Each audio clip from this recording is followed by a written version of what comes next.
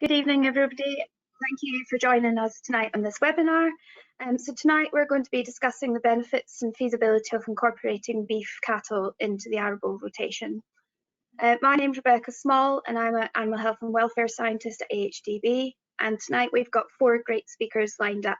So we have Lizzie Sagoo, who is a soil scientist at ADAS and has been the lead on the project that we're going to be discussing tonight. When we have Peter Lord, who's a farm manager at Norwood, which is a farm owned by Dyson Farming. We then have Rob Drysdale, a farm vet specialising in dairy beef and consultancy, and also a farmer. And then lastly, we will have Mark Topliff, who's also from HDB, and he is the lead analyst at Farm Economics.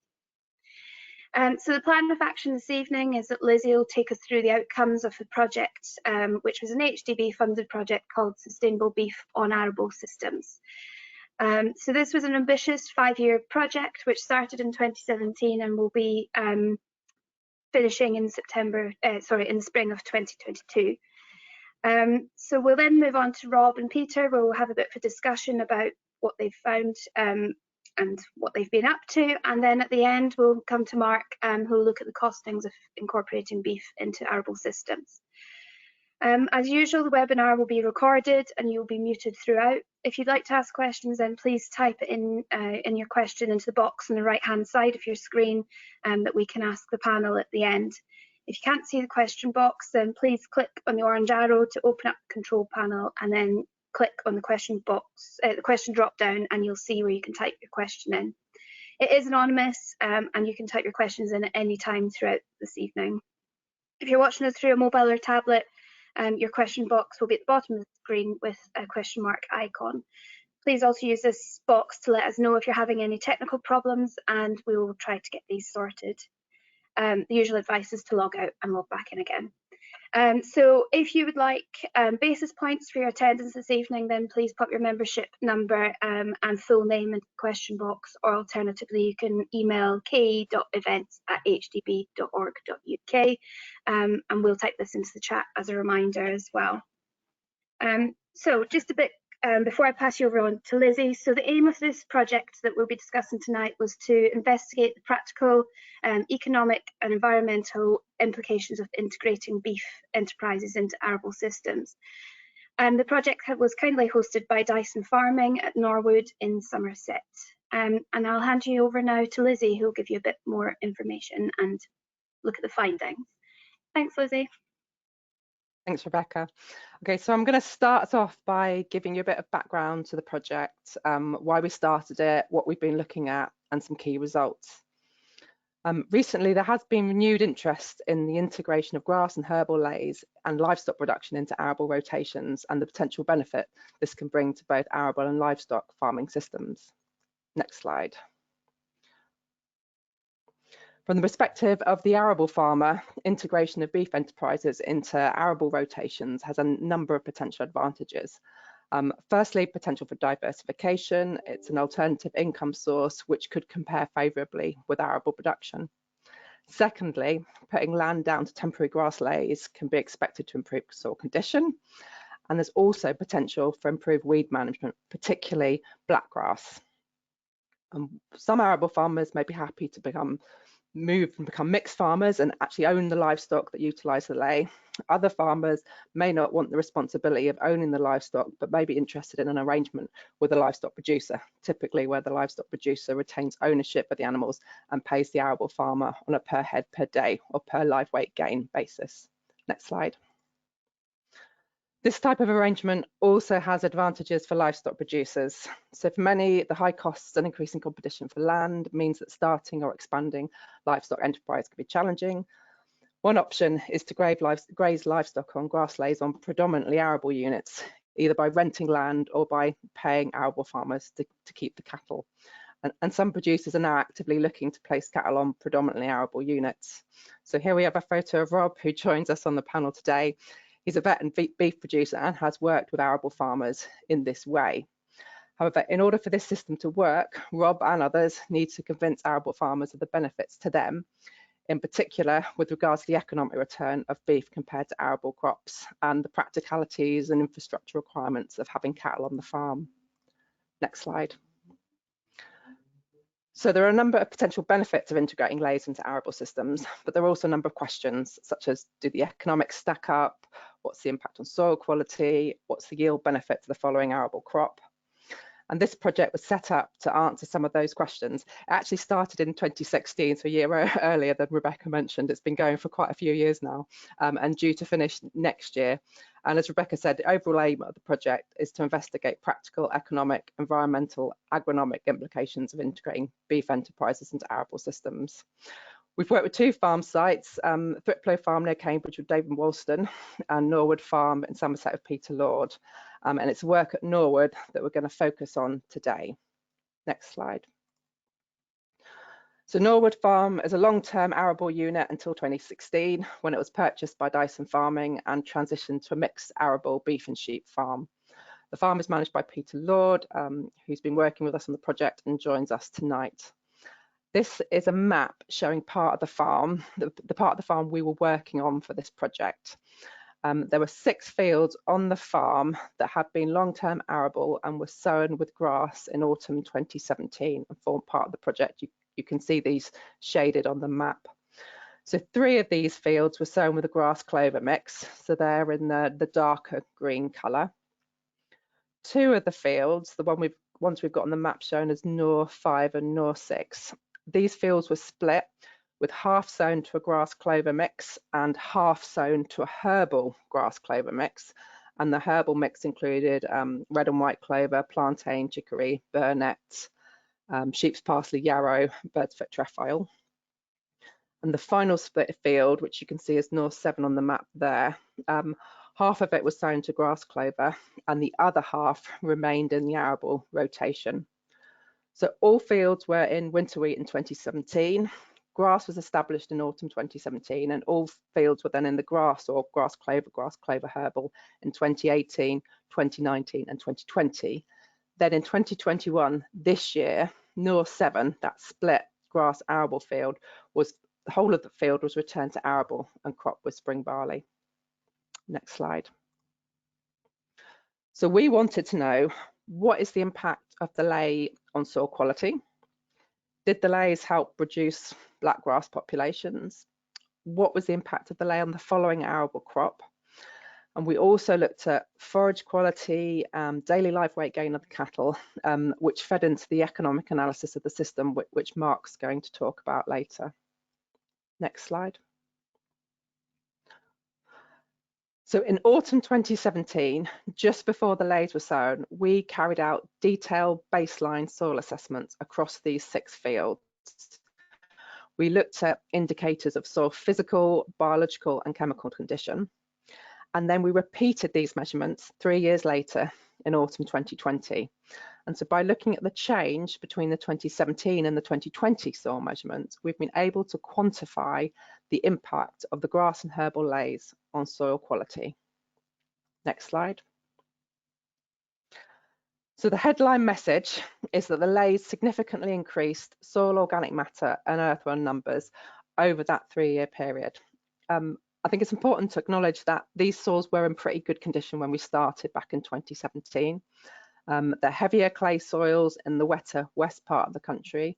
We know that heavier texture soils and wetter soils tend to hold on to organic matter better. The average organic matter content when we started was just under 8%, so pretty good, and soil structure was also in pretty good condition at the start. But over the 3 years, we have seen soil organic matter, as measured by loss on ignition, increase from a mean of 7.8 to 8.1%, so a 0.3 percentage point increase in organic matter. And this increase was statistically significant and is equivalent to an increase of 6 tonnes per hectare of organic matter in the top 15 centimetres layer of soil. We didn't measure a difference in organic matter or the increase in organic matter between the grass clover and the grass clover herbal mixes. And to be honest, I'm not surprised by this. To be fair, both mixes did well, and the main big change was the shift from arable to grass. Next slide. We also measured a 60% increase in earthworm numbers in the grass fields. So this table here shows the number of earthworms per metre square in each field area in 2017 and 2020. So you can see that earthworm numbers decreased slightly in the arable half of North 7. However, numbers increased in all the field areas sown to grass clover or the herbal lays, from a mean of 160 worms per metre squared in 2017 to just over 250 worms per metre squared in 2020. So I think that this is a really positive message for the farm in terms of the improvements they've made to their soil quality. When we ran our in-person event at Norwood last month, so this webinar is sort of a follow-up to an event we did on the farm, a number of people were asking for advice on what they should measure to assess soil quality. I think there are a wide range of tests available. Personally, I'd say that in addition to your standard topsoil analysis for pH, pK and magnesium, it's probably worth getting an organic matter analysis. And then I'd also dig a hole and look for any evidence of compaction and count worms.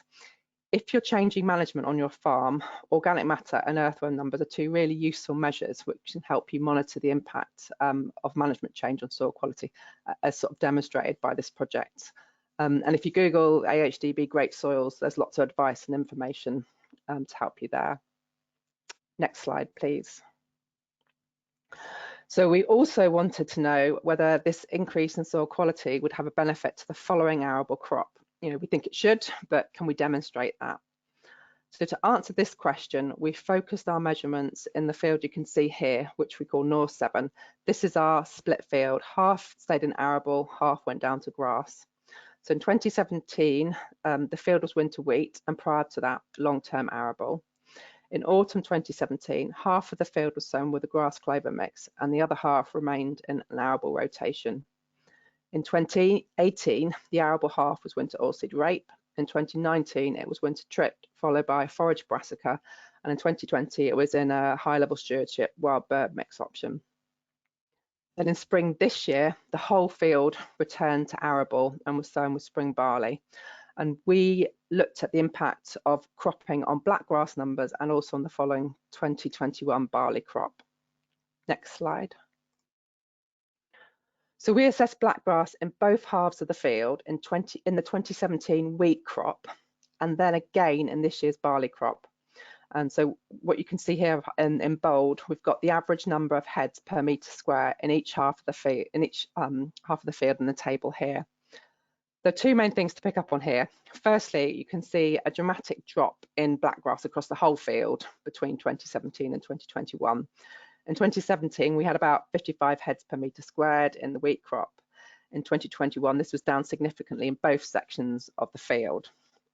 Secondly, there is some indication that the reduction in blackgrass has been greater where we had the grass clover lay. So blackgrass heads reduced from a mean of 57 to 0.16 heads per metre squared, where we had the 3-year grass clover lay, compared to a reduction from a mean of 52 to 1.3 heads per metre squared, where the field remained in arable production. We also looked at the impact on yields, and the yields that we measured this year from the spring barley were 0.7 tonnes per hectare higher following grass clover than in the field half that had remained in arable production. So we did see that sort of boost to yields that sort of we'd hypothesised. Next slide. So we know that putting lays into arable rotations have a number of positive benefits. The work that we've done at Norwood with Peter has enabled us to quantify the impact on soil quality and blackgrass numbers. Integrating cattle into arable systems can also help diversify the rotation and have a positive impact, potentially have a positive impact on farm profitability. And this will be picked up further by Mark later on in the webinar and possibly in some of our discussions now. So with that sort of whistle-stop tour, I'll pass you back to Rebecca. Great, thank you, Lizzie. So if we could just put cameras back on for just now, please, that would be great. Thank you. Yeah, so as Lizzie said, that's a bit of a whistle-stop tour of the results. So it'd be really great now if we can sort of hear from Peter and from Rob on what they've actually been doing. So I'll just start with you, Peter. So can we just look at a bit of an overview? Can we step back sort of to when you joined Norwood, what it looked like then, and the sort of journey you've taken to where you are now? Yeah, so the as Lizzie said a few times, the farm was in long-term arable rotation. Previous owners had quite a large shoot, and then let quite a lot of the other land out for arable cropping. So yeah, as you would imagine, you know, soil's in reasonable order, very wet. It's a very wet farm. And not very forgiving if you were to have got something in late and tried to grow something through those conditions.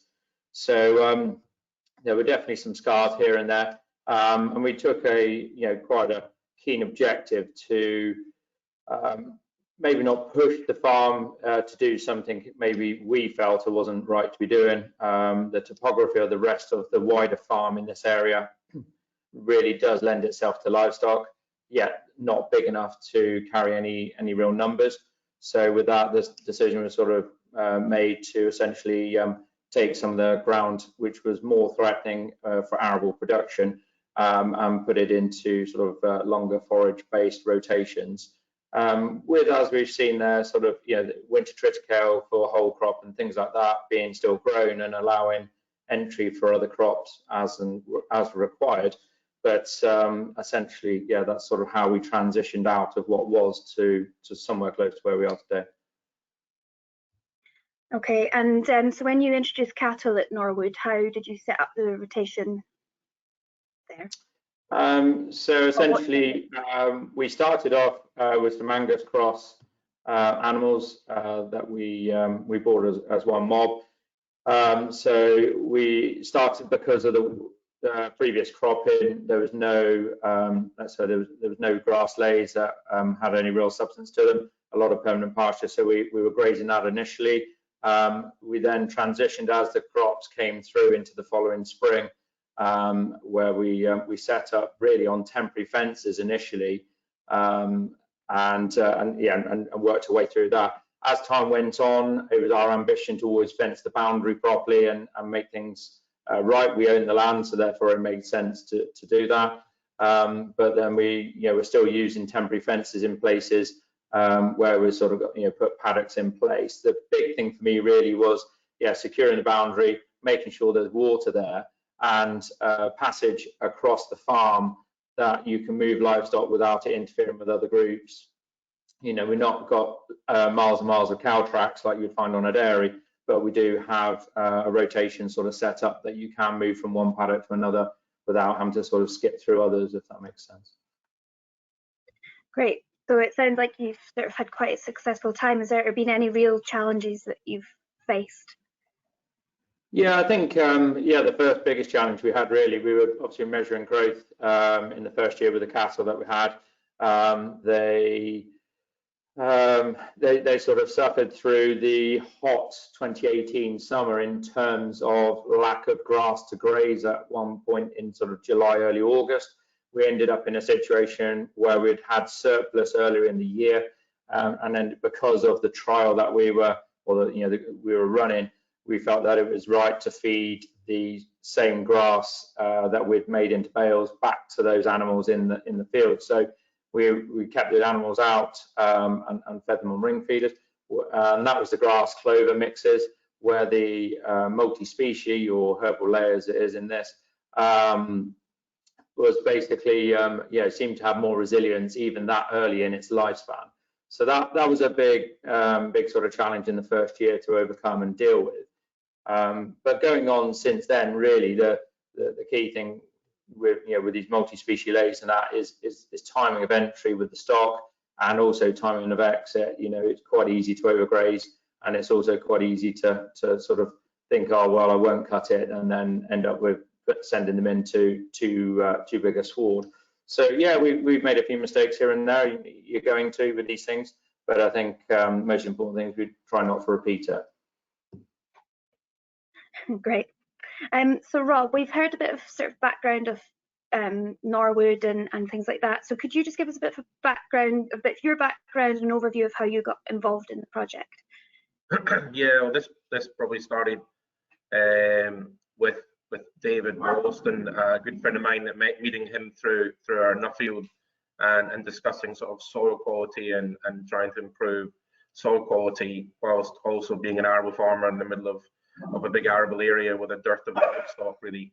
So looking at trying to bring in cattle and manage on grazing, whilst at the same time I'm having an arable unit that wasn't actually set up for cattle as such. So we trialed it back in 2015, and at the end of a year of grazing there, I managed to speak to AHDB about this, and Lizzie got involved, and we sort of moved on from there with a proof of concept in 2016 with a batch of animals, and discovered that you could manage to work on that sort of scale and moving cattle around, and actually seeing what we saw in other countries around the world, where people are bringing in more and more livestock onto arable ground to graze and try and improve organic matter. Pete, I've known Pete for a long time through various iterations, and we were talking one evening about what he was doing at Norwood, and really the two things seemed to gel, especially when we were looking at the potential with these multi-species swards. At the time, we were talking about herbal lays a lot, and a lot of traditional farmers, are livestock farmers especially, were a little bit sort of scared of herbal lays. So looking at trialing multi-species alongside grass clover lays, and seeing what that actually could do for the arable land, but also for beef production and rotational grazing management. So hence why we ended up with the two against each other at the same time. Great. So tonight on the call, we've probably got a mix of both arable farmers and beef farmers. So how do they get started, Rob? Where do you start?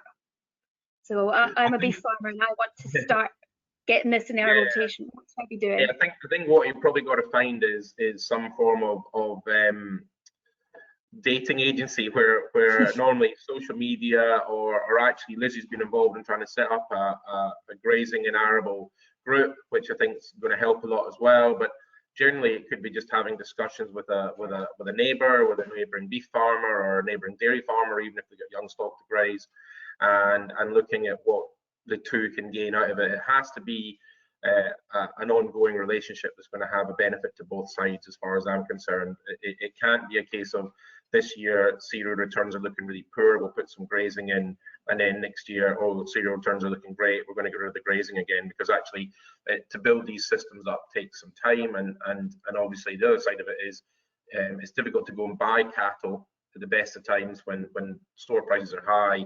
You could be looking at a very big investment, and the other side of it is that the animals have to be brought in to graze, manage, and run through. So you're moving lorries around or cattle trailers, etc. So, but it could even just be farmers putting some land into forage production. So perhaps not even grazing cattle, but just looking at forage production, and the manure swap could be the simple start to it as well. So, yeah.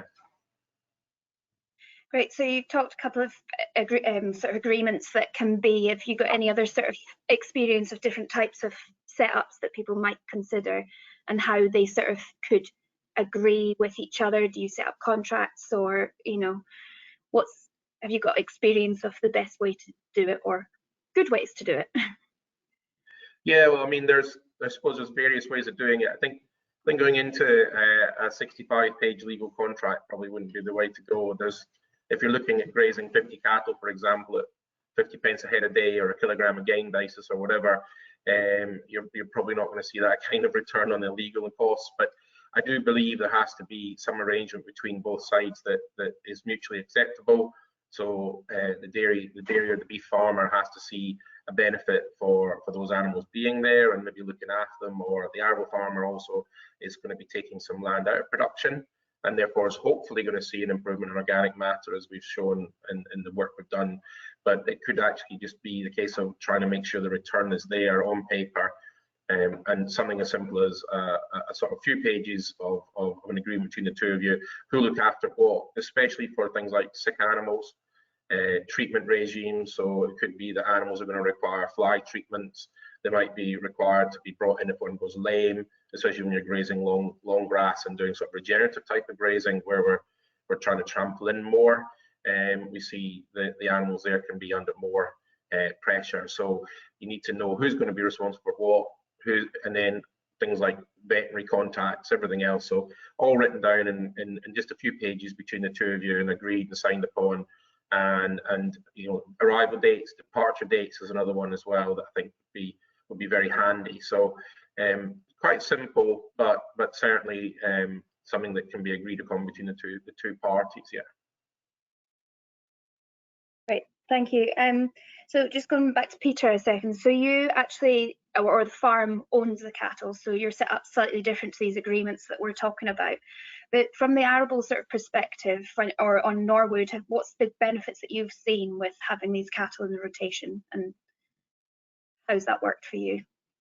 Yeah, I think the obvious benefit is having the FYM to put back in to areas of the farm that you might not be able to graze for one reason or another, and then it is also giving ability to grow different crops that in a straight arable rotation you wouldn't have the ability to do so. And obviously in the last few years there's been significant pressure with growing oilseed rape, for example. So for looking for other options or something different to grow as a break crop for the main sort of arable crops, then yeah, it's given that as a benefit overall.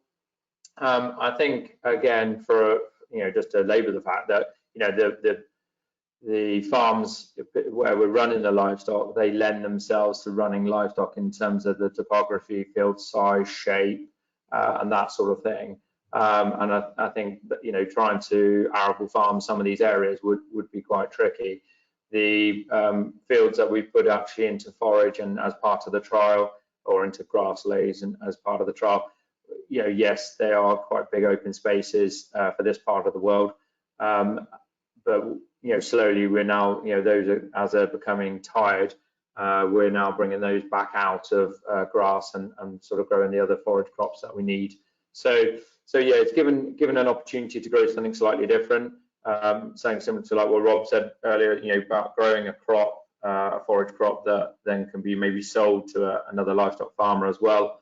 As well as then carrying your own stock across the farm, is sort of given us different dimensions to be able to sort of go at. I mean, it's we've only been here for a short period of time ourselves in terms of farming timescales.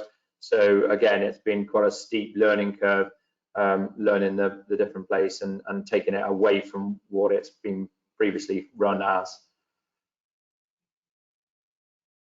Great. So I think, at the moment and looking forward as well, the environment's going to be sort of very much, well, is very much on everybody's agenda. So I don't know, Peter, and maybe then Lizzie, if you want to sort of say anything as well. So can you give a bit more in terms of the environmental sort of benefits and impact that it can have? Yeah, I think, we typically we'd use quite low levels of fertilizer anyway, and obviously it's quite topical with prices the way they are at the moment, but that side of things, our inputs are quite sensible anyway. But with the livestock side of things, because we've got such young and good forage lays, we're not having, and with the clovers and everything as well in there, that we're able to have a handle on that side. With regard, we're also very active in trying to promote our own produce. So beef and lamb is something that we're producing on the farm. We're trying to connect directly with the end consumer, and by doing that is promoting locally and putting those, so trying to promote local produce fed from the farm, reduce inputs in general across the farm, but certainly not buying in loads of cake and other things like that. For we're trying to really drive the estate to produce what we're sending out the door. Yes, there's always drawbacks. Some people say that the animals might not finish as quickly, or that side of things. But I think when marrying that up against the quality, the eating quality of the product that you're trying to produce, against the quick turnaround, it allows you to possibly position yourself into a different market rather than sort of be a price taker with the mass. Yeah, so I think Peter picked up on a good point there. By including clover and other legumes in the mixes rather than just having a straight grass sward, that's obviously allowed them to cut back on the nitrogen use than compared to a straight grass sward. In terms of other environmental benefits, obviously I've already picked up and majored on the soil quality benefits. If you're comparing a grass field and an arable field, grass is a perennial crop. You will tend to have lower leaching losses and reduced risk of soil erosion from grass than compared to arable. There are also potential biodiversity benefits. You've got clover and other herbal species in the mix. If they're allowed to flower, it's resources for pollinators. If the sward gets a bit longer and you get some seeds there, it's resources for birds as well. So I mean, there are other benefits. I'm picking up on the sort of the discussion about soil quality as well. One thing that Peter and I have chatted a few times about, and I've been asked in the past, we haven't got the answer from this project. Peter, it might be another one we come knocking in the future. But this discussion about how best to destroy the if you go back into arable cropping, how best to take out that ley. I think a lot of arable farmers that are considering these systems, they might be particularly motivated by soil quality benefits, and so the perception then is, if you get those soil quality benefits from having the ley, putting the ley down, there's a resistance not wanting to plough it or cultivate it at the end, because we know that if we disturb the soil, that oxidizes carbon. So if you want to kind of keep that keep those benefits. But then you also need to establish your following arable crop, and you need to make sure you've got a good seed bed and the crop gets off to a good start. I'm not sure we have the answers yet, but I mean, it's something that Peter and I have discussed, and you can comment. I'll let you comment in a minute. But in North 7, when we when that arable half went back when the grass half went back to arable, Peter did plough that. You'd mentioned to me that was had run on that bit of land a few times, and wanted to make sure you got a good seed bed for establishing the crop. But equally, when we were out there not that long ago, we walked some of the other grass fields that you're looking at taking out soon. And I think we all agreed, having dug some holes, that the soil looked in pretty good condition, and probably go and direct drill there. So I think that's an interesting discussion. Peter, you might want to comment there. Yeah. So with regards to the split field, you're absolutely right. We did cultivate it because we wanted both sides to be equal for the final crop and what have you. So that was the main driver for that, rather than anything else. The fields in question that yourself and Tom and I walked prior to the event last month have now actually been drilled, direct drilled into into what was the previous grass ley. And pleased to say, at the moment, it seems to be growing.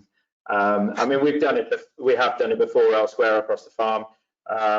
We use a disc drill for that side of things, and we've had relatively good success.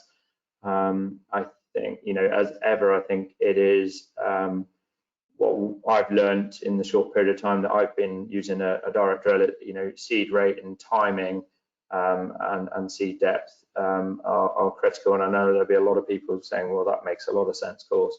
But I think when you're in a typical conventional system where you're min-tilling and then you're running a more conventional sort of drill through the work soil, you've got a lot more ability to sort of get out of jail. Where if you're just literally cutting straight into the top, you've only got one go at it. That's to be fair. So I'll keep you posted. Great, thank you. And just another thing I just wanted to touch on then was actually the cattle and the grazing. We didn't really mention much about daily live weight gain or that. I don't know if Peter, you want to start, and then Rob, if you've got any sort of comments in terms of cattle health and going on to these herbal lays. Is there anything that we need to be watching out for? Yeah, in terms of growth and that, I mean, we've seen cattle graze across both swards, and also comparing, and I know it's dangerous to do that because it's totally different fields and situation, but even permanent pasture. And there's definitely an increased level of growth in these younger lays that we've been using, and then as they've aged, they've still sort of kept growing, and the cattle have done relatively well on them. I think, like I say, the key thing really, I suppose, is actually probably having more of being much more regimented about understanding what is in front of you, how much the cattle need at a given period of time, and making sure they get that. And I think, you know, some people will be quite particular, wanting to move every single day. Some people are a bit more relaxed. I think where we've basically been quite flexible with it, where we've had times in the year where we've needed to move more often, and there's been other times when we've been able to open the areas up a bit more and let the animals have a bigger area and stay on for a bit longer. And that could be down to ground conditions as well as other bits. So there's it's horses for course, and you've got to see what's around you and what the weather's doing and what your overall plan is across the rest of the farm, rather than taking it just in isolation. I think also I would suggest you add in the management of the grazing in these fields. Generally, where we've been when we were grazing up at Thriplow, the dry weather in these big arable fields are much more open quite often than we would see on a lot of grassland, and there is a couple of things there you got to bear in mind as they do dry out quickly, and sometimes you can get the cattle actually getting heat stress if they're in the middle of an area of, you know, 50 acre field with no trees around it, no hedging, and you're on rotational grazing. So we do have to take into consideration that, Rebecca, especially of exposure in the heat, and that was something that we saw in the summer of 2016 when we had the real hot weather kick in, that the cattle struggled a little bit with water and access to water. There's probably a generational removal now from a lot of farms that were traditionally mixed farms that would have had water supply and electricity and everything else along field margins, and a lot of the fields now don't have any running water to them, and trying to make sure that you've got water getting to those cattle is important. I think that's something to bear in mind. And when you're rotationally grazing, there's lots of ways of managing it, but you've got to bear in mind that these animals should be gaining around about a kilo a day. So if you've got a group of 50 animals, after 2 or 3 weeks, you've got an extra 1 animal. So after 2 or 3 months, you've got quite a considerable amount of extra weight out there. And on a hot day, they'll be drinking maybe twice as much water as they might be on a cold, moist day. So we've got to make sure we bear that in mind. And Bowsers can be there, but 50 animals at 400 kilos are actually going to drink, about 2 tons a day of water. So on a busy day. So we just got to think about that and bear that one in mind. The other side of it is looking at management. That there shouldn't be, unless we bring in sheep and graze grass in the over winter, if it's just our animals that are coming in and grazing, even if it's a short-term lay for 1, 2 or 3 years, the parasite work that we did, there wasn't a lot of parasites that we were seeing, and we weren't too worried about worming the cattle. Fly control seemed to be the #1 situation for us. On these big fields again, where might be trees in a corner and you can get ditches and running and standing water, there you seem to see more fly problems and head flies, nuisance flies, and those cattle again can't escape and get away from them if they're in an electric cell in the middle of a field. So again, it takes a little bit of thinking and planning and so on if you're going to be doing this. Which is why I was mentioning before about thinking about who's going to look after the cattle, but also who's going to manage them. If we're going to have to handle them, we need to have a way of handling them. So there needs to be a mobile handling system that comes in to cope with this kind of thing as well. So yeah, various bits and pieces along the way. What I would add, and we were talking earlier on the land management side, that what I would just suggest you can see is as that organic matter's rising as well, the land should stand the dryness better as well when you've got that cover there. And I'm hoping that, you know, after 3 years of grazing management, that not only see the organic matter rise in the soil, but in the soil science, but actually also the drought tolerance therefore of the sward. I think that's something we saw at Norwood, is that the grass clover struggled a bit in places and got very open in the bottom, and you know, that's just one of those things that seems to happen. So it can just be like establishing any crop. Sometimes they need a little bit of extra work as well to keep them going through the season. Great, thank you for that. I've just got one final question then, so we'll start with Peter and then we might want to pass it around. But what does the future hold? what's next for Norwood, and yeah, what's your plans? Yeah, to basically improve efficiency on where we are, certainly with grazing and forage production. We are actually looking to outwinter the sort of spring calving cows this next time round, so they'll be weaned sort of in the next 4 or 5 weeks, and once they then settle down for the winter, then we'll move them to some, although we have got some quite heavy, predominantly the farm's quite heavy and wet, we do have some pockets of sand here and there, or sandy clay, I suppose, and we've managed to grow some fodder beet and also some kale, so we're looking to graze onto that, and then those animals then obviously transition back in the spring, then back to grass and carve down and go from there. So that would be quite new for us to look to do that. And like I say, just ultimately improve efficiency across all of it, not just the newer lays and the multi-species and what have you, but also the keep pushing it with the permanent pasture and drive that. I mean, ultimately that will help with cost of production, but also from if we can get the environment right for outwintering, and it'll be good for the stock as well. So the sort of cows that we're running are really designed for that as well, if that makes sense. Yeah, great, thanks. Lizzie, I don't know if you've got anything to add onto that. So obviously my background's a bit different because I'm from the research side. I would say that it's been fantastic to work on this project and with Peter over this sort of length of time. It's not very often we get the opportunities to have these much longer research projects, and to be able to follow these fields from all the way from when they were arable through the lay back to arable again has been brilliant. I really hope that we'll be able to continue some of that monitoring into the future, or find other trials or excuses to take us back down to Somerset to work with Peter. Great, thank you. So we will have a chance for questions at the end, so if you've got any questions, please pop them into the question box just now. But if I could now pass you over to Mark, who's going to go through some of the costings of integrating beef into the arable rotation. Thanks, Rebecca. So as part of this project, as Rebecca has mentioned, we looked at the economics of having this system of beef cattle in the arable rotation. So this is what we're going to cover off just very briefly, really, in the next sort of few minutes in terms of what we found. So we'll start with the analysis on the Norwood farm, looking at using the figures and the information that we generated from the analysis there.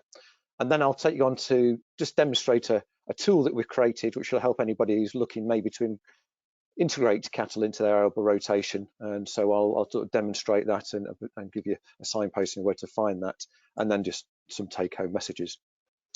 So let's start with the economics in terms of, bringing cattle into an arable rotation. And when you start to look at, the sort of costs involved, this is just giving you a feel of all those costs, which it needs to be considered when setting up a cattle system into an arable rotation, especially if you're starting afresh with no fences, etc. There's obviously all that infrastructure cost to include as well.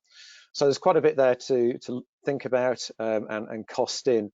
And this is what we've done in terms of the analysis for this particular project, is looked at all these costs in detail and looked at it very much as the whole system and costed every opportunity cost as well. So let's start by looking at the setup costs, as we call them, which is establishing the lay to start with. And at Norwood, there was some subsoiling and power harrowing and drilling and rolling to help with the establishment of those lays that were put in. And so when we had cost all those costs, the fuel and labour and depreciation, all that together, it was about £113 per hectare that we estimated. And then we've got the seeds on top of that, of course, and I've put in there the current price of seeds for a grass clover mix or sort of mixed species lay or grass herbal lay in this instance. And they are different. The herbal lay is a little bit more expensive than the grass clover lay. And so when you look at the total sort of lay establishment cost, then you do see there's a difference of about nearly £30 per hectare. When we move on to looking at the infrastructure costs, so this is all the fencing, gates, water troughs, the water pipes, etc., and even some facilities for the cattle crush. This is costed in at around about sort of £600 per hectare, and that's just looking at the materials only. Then you add in the labour as well and cost all that in, you're looking around about £417 per hectare. So all in all, just putting that infrastructure in per hectare was just over £1,000 per hectare. So yeah, a reasonable amount of capital sort of invest at the start really, and something that needs to be thought about if you're going to go into this sort of venture. But what we want to do to sort of properly cost this out is to spread that cost over the time of the lay, and also apply depreciation for those materials which are used as well, because they will be used for more than 1 year, of course, and also hopefully beyond the lifetime of the lay as well. So once you sort of include that depreciation of those materials and the length of the lay, the sort of set-up cost then per hectare is around about sort of £160, £170 per hectare.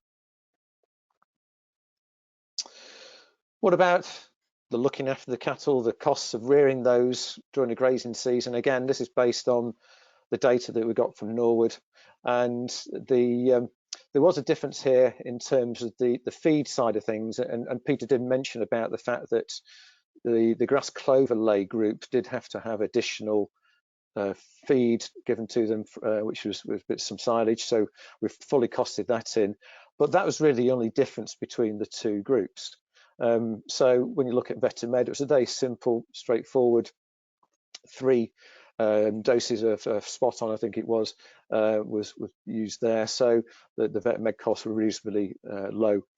So when you look at those variable costs, those cattle rearing, we've got a difference there really because of that summer where we had the supplementary feed that needed to be given to the grass clover group. Let's have a look at the overheads, and this is bringing in then the sort of labour that's involved. So this is looking after those cattle on a day-to-day basis, doing the handling, any feeding that was required, and the vet and med tasks that were needed, etc. About £150 per hectare for those.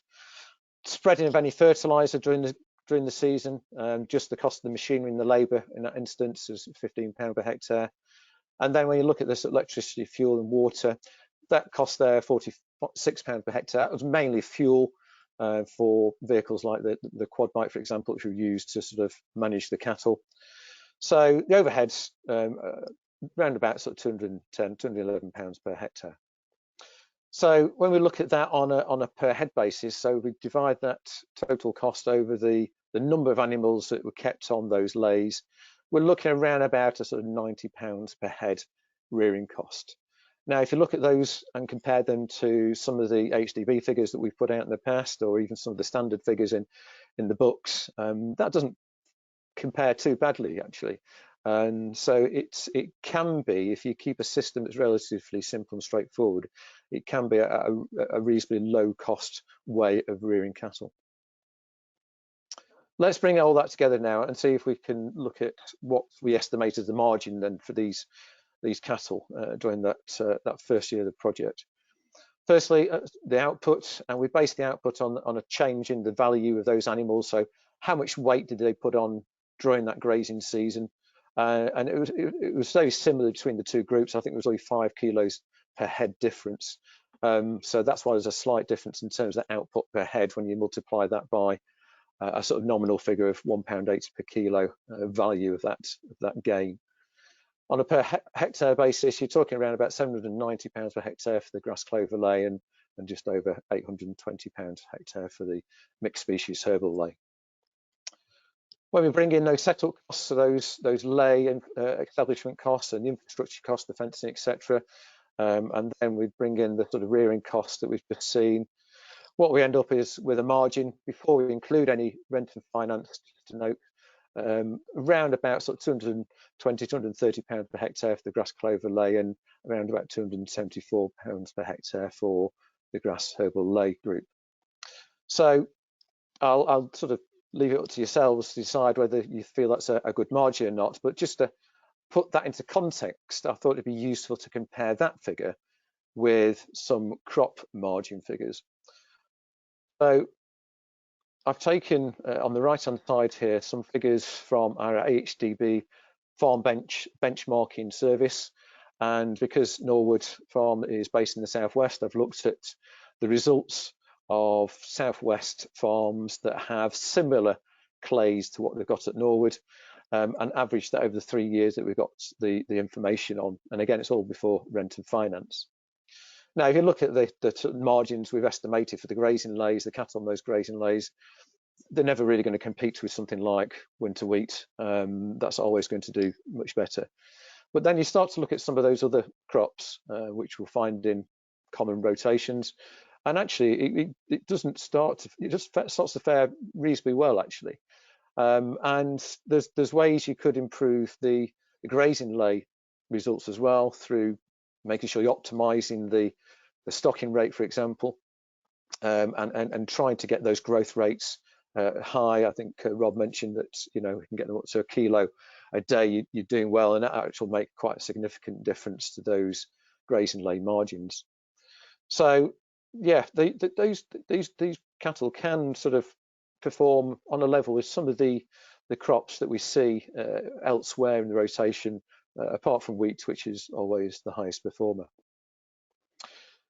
So what I'm going to do now is just demonstrate this max calculators, we've named it, to help estimate these costs and margins for having cattle in an arable rotation. So it's for anybody who's starting out, who doesn't really know what sort of costs might be involved, or where to start with this sort of thing. It allows you just to estimate what that might be, and it allows you to look at different options as well. So within the tool, and I'll show you in a second, the different types of fencing, for example, you could have, the different lays, or the different ways you could rear the cattle, the level of supplementary feed, for example, things like that are all in there. And we've done it hopefully in a way that's fairly straightforward. So you've got 3 simple steps to go through. And firstly, just look at your options and entering the quantities of those options, looking at the sort of lifetime of the materials used in terms of infrastructure and the length of the lay, etc. So you can get a good estimation of the spreading out of those costs over the lifetime, and then you can estimate the sort of value, the number of those cattle. Then you can then create a margin, and it's all really to give you a feel for it. So it's not, shouldn't be taken as a given. I'd always encourage you to get your own local quotes and prices if you're going to go ahead with this decision. So let's have a look at what this tool sort of looks like then, and it's on our website, and I'll give you the link to that after this. But this is this page you start off with. It's just a simple Excel calculator tool, basically. And this first page here is just looking at all those cost elements that you need to consider and are involved in setting up cattle in an arable rotation. And you've got some columns there that say details the options, some options, and the quantities you put in. So if you want to look at these cost elements and look at what options involved, if you just click on the button next to those cost items, it'll then take you to a page. It'll give you a little bit more information about what those options are and the sort of costs that might be involved. And then you can go back and you can then select from that column that says options, you know, which of those options you'd like to sort of investigate in terms of your situation and see whether that would work out for you. So once you select the option, simply then just put the quantity. So if you've got an estimate, or even if you know precisely that the sort of quantities then of these options, then do put that in, and it then tool simply adds up that whole cost for that particular item. Let's take a look at another option. For example, let's look at sort of type of lay, and again, if you select this will give you sort of 3 options. So just simple grass, a grass clover, a multi-species lay option. Just take one of those. You don't need to think about the price of those. All you need to do is just put in the area that you've got, or you're thinking of putting into that lay, and again, the calculator will do the rest for you. And then down at the cattle options, towards the bottom of this list, you've got a list of different elements there. This is one is just looking at the vet and med input, and so again, you just put in the number of cattle. You don't need to think about the cost, and the calculator will again add up that. So once you've gone through all those cost elements that are relevant for you, then if you come down onto step 2, this is where you just put in what you feel are the reasonable lifetime of the materials involved, the fencing, and also how long you're going to put your lay in for, but also thinking about maybe how long you're going to be grazing those cattle for as well. So once you put all those figures in there, step on to number 3, and this is where you put in some value of those cattle. Then you might have to sort of guess this if it's cattle of your own which you've had over winter and you may keep on for winter following the grazing season, or you may be purchasing and selling them, in which case it'll be easier to sort of put that value in. But whatever, to put something in there if you want to sort of get some estimate of the value and the margin at the end. And then you scroll down and you can see here the results. So this gives you then the sort of totals involved. So it gives you that whole capital outlay that you'd have to look for in terms of setting this up. And we've broken that down in 2 ways, one on a per hectare basis, but also looking at on a per hectare per year basis as well, if that's of relevance to you. A cattle rearing cost there again gives you an idea of what that production cost will be over the grazing season. And then we've got the other sort of table there, totaling all this up together, so you can then get a sense of what's the total cost going to be involved if you're doing this yourself. And if you put in those figures for the cattle, you can then get an estimated margin at the end there. So it's really just to give you a good feel, good take on what maybe is involved in the cost side and the margin side. So I do encourage you, if you're interested, take a look at the website and have a go at it. And also do feel free to feedback to me directly if you'd like to sort of suggest any improvements to it, because it's something I'm sure we can improve in areas and do so. So just to finish with then, sort of take home messages then for what we've seen. Yes, we've seen that certainly from the Norwood example, there's a positive margin that can be achieved and actually can match some of those crop margins that we've seen in similar situations to Norwood. I sort of touched on the fact that, stocking rates and how much value and weight you add to those cattle can really be a key driver of that margin, as long as, along with sort of keeping the costs low. We've seen, and Lizzie sort of touched on it, about the other benefits that the cattle can have in the rotation, like the blackgrass reductions, etc. And then if anybody's considering it, we've got this tool which can help people. And at the bottom there, we've got the web link for you to go in and look and download that tool so you can have a go at it. I'll leave that up for a second in case anybody wants to make a note of it or take a photo or screenshot, and so you can look at that web page, do so. And that's all I've got to say, and I think we're now going to move on to questions. Great, thank you, Mark. Having a few internet issues here, so I'm just going to keep my camera off for just now. So yeah, we've got a couple of questions coming in, and if you've got any more, please just type them in the box, as we've already said. And so the first question coming in is about stocking rates. So what was the stocking rate during the grazing season? Peter, to answer that. Yep, I can probably say as well. I think it was 4.3 cattle per hectare. I think it was, wasn't it, Peter? Something around there. Yeah, sorry, I'm just trying to get the mouse to do its thing. Yeah, you're right. Yeah, just over 4. It was. Yeah. Okay, great. And do you think that was sort of optimum, or? I think that worked out as an average across the grazing season. Obviously, for the trial, we tried to keep the groups even in terms of numbers and what have you. So we sort of fixate at that. But now, as years have gone on, we depend on the different grazing season and weather and what have you. Yeah, it is increased and reduced. We're just mixing some groups back together at the moment. So there'll be slightly more animals going on. So yes, it has ability to be adapted depending on the environment and what's going on. Great, thank you. Just one for Rob then. So this is about bloat in cattle. Is there any sort of issues with the herbal lays, and how can you minimise these issues? Yeah, the bloat is a problem that a lot of people get worried about, and certainly on a grass clover lay, I think that becomes more of a potential problem at certain times of the year, especially if the clover is growing quickly and you haven't got a lot of fibre. so you can supply hay or straw out there, or hard feed. But in actual fact, it's also possible to look at the herbal lays being a bit better for bloat in the fact that it's quite a mix. So you don't have the straight single or a couple of varieties of clover. You normally have multiple varieties of clover which are coming and going at different times. And you should have some early growing grasses and some later growing grasses as well. So we're looking particularly at things like cocksfoot, where you actually get later grass in the shoulders of the year, which means you still got fibre going in. So yeah, you can be concerned about bloat, and certainly it's not something to take lightly. But in the multi-species swards, I think we should be saying, rather than herbal lays, you can actually do quite a bit with those to minimise the risk. And certainly when you first introduce the cattle to grazing, a couple of things that would help from our experience are, if you bring in cattle in to graze on pure arable ground, is have a field which is maybe a field nearby or more secure with some permanent fencing, just so that when they first go out, they actually know what a fence is all about, and they understand what electric fencing is about. Because watching them run off into the distance is not something that you want to repeat.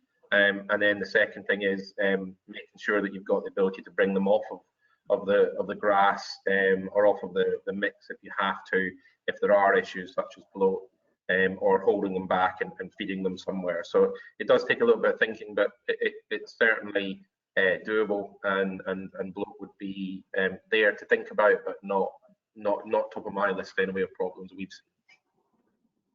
Great, thank you. And then one for Peter, was GS4 considered?